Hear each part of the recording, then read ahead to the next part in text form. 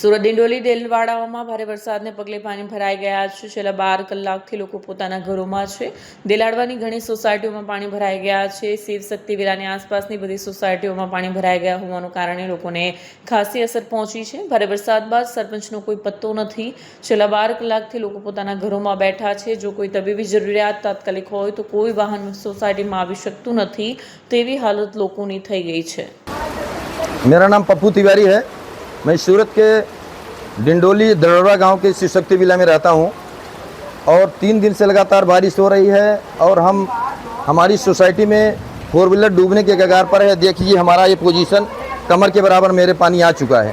मेरे भोलेनाथ मंदिर में पानी पूरा चढ़ चुका है और इस मुसीबत घड़ी में दड़ोरा गाँव सरपंच से चाहूँगा कि आप इस मुसीबत घड़ी में हम सबके साथ रहें और इसको कैसे आगे निराकरण करना है आप इस पर गौर करिए।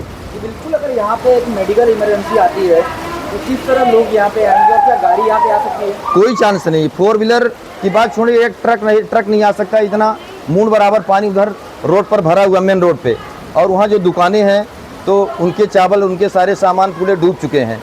यहाँ से शिवशक्ति विला से टेबल ले गए हैं उसमें चावल रखने के लिए कि कोई ज़रूरत चीज़ें ख़राब न होने पाए।